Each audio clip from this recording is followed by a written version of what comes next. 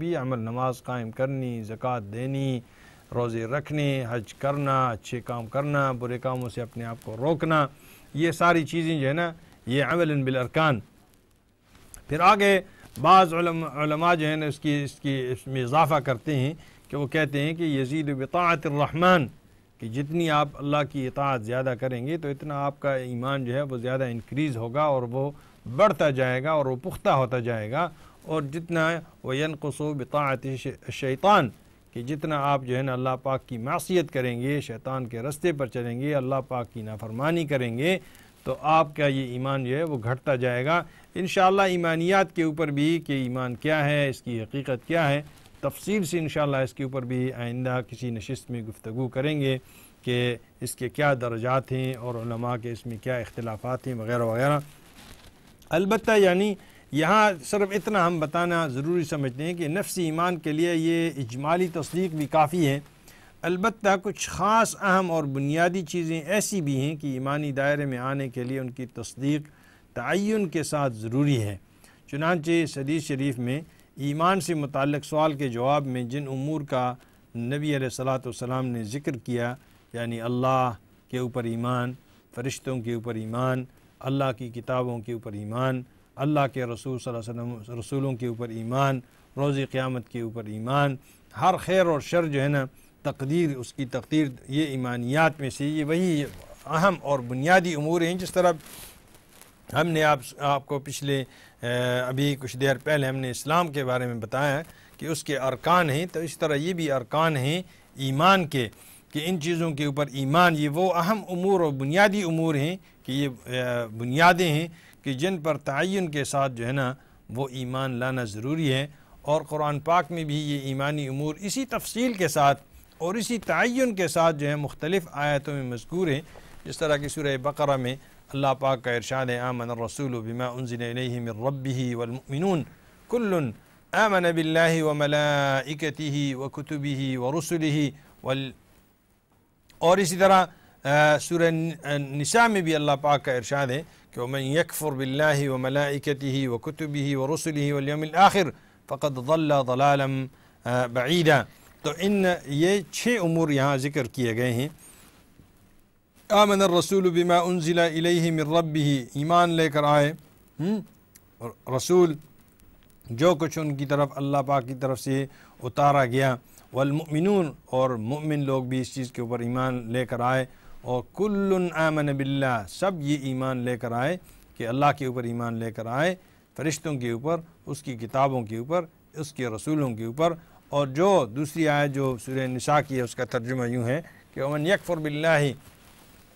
وملائکتہ وکتبہ ورسلہ volume الآخر فقد ضل ضلالا بعیدا، کہ جو لوگ کفر کرتے ہیں اللہ کا، اللہ کے فرشتوں کا، اس کی کتابوں کا، اس کے رسولوں کا اور آخرت کے دن کے اوپر، تو اس سے بڑا گمراہ کوئی نہیں ہے جو سب سے دور گیا ہوا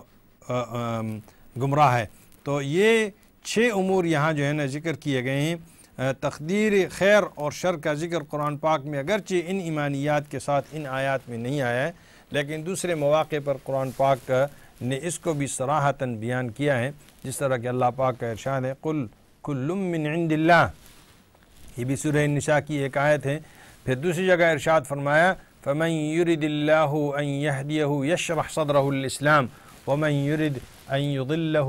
یجعل صدرہ ضیقا حرجا کانما یصعد فی السماء، یہ سورہ انعام کی آیت ہے۔ فرماتے ہیں کہ پیغمبر آپ اعلان فرما دیجئے کہ ہر چیز خدا پاک کی طرف سے ہے اور اس کے حکم سے ہے۔ پھر یہ دوسری جو آیت ہے اس میں اللہ پاک ارشاد فرماتے ہیں کہ اللہ جس کو ہدایت دینا چاہتا ہے اسلام کے ماننے اور قبول کرنے کے لیے اس کے سینے کو کھول دیتا ہے، اور جس کے متعلق اس کا فیصلہ ضلالت اور گمراہی کا ہوتا ہے اس کے سینے کو اللہ پاک بھیجا ہوا اور تنگ کر دیتے ہیں۔ اللہ پاک ہمارا سینہ اسلام کے لیے کھول دے۔ ناظرین کرام، مختصراً یہ بھی معلوم کرنا چاہیے کہ ان سب پر ایمان لانے کا کیا مطلب ہے، یعنی اللہ پر ایمان لانے کا مطلب تو کیا ہے، پھر فرشتوں کے اوپر ایمان لانے کا مطلب کیا ہے، کتابوں کے اوپر، رسولوں کے اوپر، آخرت کے اوپر، خیر اور شر کی تقدیر جو ہے اس کے اوپر۔ تو یہ ہے کہ اللہ پر ایمان لانے کا مطلب تو یہ ہے کہ اس کے اللہ پاک موجود ہیں اور اللہ پاک وحدہ لا شریک ہیں اور اللہ پاک خالق کائنات ہیں اور اللہ پاک رب العالمین ہیں، تو ان کا یقین ہونا، یہ اس کا دل میں یقین کیا جائے کہ اللہ پاک خالق کائنات ہیں، اللہ پاک رب العالمین ہیں، اللہ پاک وحدہ لا شریک ہیں، اللہ پاک ہر عیب اور نقصان سے جو ہے نا کہ ہر بات سے پاک ہیں اور اس سے مبرہ ہیں، اور ہر وہ صفتی کمال جس کو ہماری ادراک پہنچ سکے یا نہ پہنچ سکے، وہ اپنے کمال کے انتہائی کمال میں وہ اس کے متصف ہیں اور اس کو سمجھا جائے اور اس کو مانا جائے۔ یہ اللہ کے اوپر ایمان لانے کا مطلب یہ ہے۔ فرشتوں پر ایمان لانا یہ ہے کہ مخلوقات میں سے ایک مستقل قسم کی مخلوق ہے اور اس کی حیثیت سے ان کے وجود کو حق مانا جائے اور یقین کیا جائے کہ اللہ کی ایک پاکیزہ مخلوق ہے اور محترم مخلوق ہے، اور اس کے بارے میں اللہ پاک نے ارشاد فرمایا کہ بل عباد مکرمون، کہ جن میں وہ محترم اور باعزت بندے ہیں، جن میں شر، جن میں شرارت اور جن میں عصیان اور جن میں نافرمانی، جن میں بغاوت کا عنصر ہی نہیں ہے، بلکہ ان کا کام صرف اور صرف اللہ کی بندگی اور اللہ پاک کی اطاعت ہے، جس طرح کہ دوسری جگہ سورہ تحریم میں اللہ پاک کا ارشاد ہے لا یعصون اللہ ما امرہم ویفعلون ما یؤمرون، کہ ان کے متعلق جو کام اللہ پاک نے ان کی ڈیوٹیاں لگائی ہیں، جو کام ان کے سپرد کیے ہیں، ان کو وہ خوبی کے ساتھ جو ہے وہ انجام دیتے ہیں اور اللہ پاک کے احکام کی نافرمانی نہیں کرتے، ان کو جو حکم دیا جاتا ہے اس کے مطابق وہ وہی کام کرتے ہیں۔ تو یہ فرشتے ہیں۔ اس کے متعلق بعض اوقات کوئی دہری یا کوئی ایسا آدمی اس کے بارے میں شبہ کرتا ہے، سوال کرتا ہے، آپ سے مجھ سے سوال کرتا ہے، خصوصاً ہمارے ناظرین، وہ ناظرین کہ جن کو اللہ پاک نے سمجھ دی ہے، اگر وہ میرے سوال کو اور پھر اس کے جواب کو سمجھ جائیں تو انشاءاللہ وہ حقیقت کو پہنچ جائیں گے کہ کس طرح یہ لوگ سوال کرتے ہیں یا شبہ کرتے ہیں کہ اگر وہ موجود ہوتے تو نظر آتے، چونکہ نظر نہیں آتے تو اس لیے ہم اس کا انکار کر دیتے ہیں۔ بہت سارے لوگ اس طرح ہیں کہ جو فرشتوں کا اس طریقے سے انکار کر دیتے ہیں، اور سادہ لوح مسلمانوں کے ہاں جو ہے نا وہ اس طرح کے شبے ڈال کر ان کو تردد کا شکار کر کے ان کے ایمان کو خراب کر کے اس کو متزلزل کر دیتے ہیں۔ تو ناظرین اکرام ذرا سمجھنا چاہیے، حقیقت میں یہ سخت جاہلانہ سوال ہے۔ اگر آپ اس کو گہری نظر سے دیکھیں اور اس میں غور کریں کہ دنیا میں کتنی چیزیں جو ہمیں نظر نہیں آتی، باوجود یہ کہ وہ موجود ہیں اور ہمیں وہ چیزیں نظر نہیں آتی۔ اب مثلا میں کچھ چیزیں آپ کے سامنے عرض کرتا ہوں۔ پچھلے وقت میں جب خوردبین جو ہے وہ ایجاد نہیں ہوا تھا تو بہت سارے ایسے کیڑے مکوڑے، جراثیم اور ایسی چیزیں موجود تھیں، لیکن چونکہ خوردبین نہیں تھا تو نظر نہیں آتی تھیں۔ اب بھی ہمیں بغیر خوردبین کے وہ چیزیں نظر نہیں آتی، تو ہم کیا کہہ سکتے ہیں کہ یہ جراثیم موجود نہیں ہیں یہاں پر؟ یہ ایک سوال ہے، چونکہ نظر نہیں آتی تو ہم ان کے وجود کا انکار کر دیں، پھر یہ آدمی بیمار کیوں ہے؟ اس کے پاس یہ بیماری آئی کیسے؟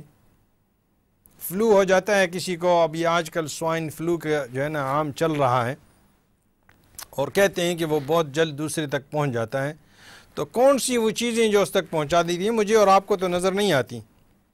اور شاید بہت ساری ایسی چیزوں کی جو خوردبین میں بھی نظر نہ آئیں، تو کیا ہم یہ اس چیز کا انکار کر دیں کہ یہ چیز دوسرے تک منتقل نہیں ہوتی؟ کتنی نرسیں جو ہے نا وہ ہسپتالوں میں اسی وبا میں آ گئیں، کسی مریض سے ان کو یہ چیزیں پہنچ گئیں۔ ہر ہسپتال میں آج کل آپ اس معاشرے میں دیکھتے ہیں، کسی ہسپتال میں بھی جائیں تو وہاں پر آپ کو نظر آئے گا۔ تو یہ ہے کہ بہت ساری چیزیں ایسی ہیں کہ جو ہمیں نظر نہیں آتی لیکن ہم اسے مانتے ہیں۔ اسی طرح فرشتے بھی ایک مخلوق ہے، اگرچہ وہ ہمیں نظر نہیں آتے لیکن وہ اللہ پاک کی نورانی مخلوق ہے، اور وہ ان کی اللہ پاک نے ڈیوٹی رکھی ہے۔ انشاءاللہ اسی سلسلے کو آئندہ جاری رکھیں گے۔ فرشتوں کے اوپر، ایمان کے اوپر ہم اور زیادہ تفصیل سے تھوڑی سی گفتگو کریں گے، پھر آگے چل کر اسی حدیث شریف کو تفصیل کے ساتھ آپ کے سامنے بتائیں گے۔ ناظرین اکرام، آج کی اس نشست کو ہم اسی پر برخاست کرتے ہیں۔ وصلی اللہ وسلم علی نبینا محمد وآلہ وصحبہ اجمعین برحمتک یا ارحم الراحمین۔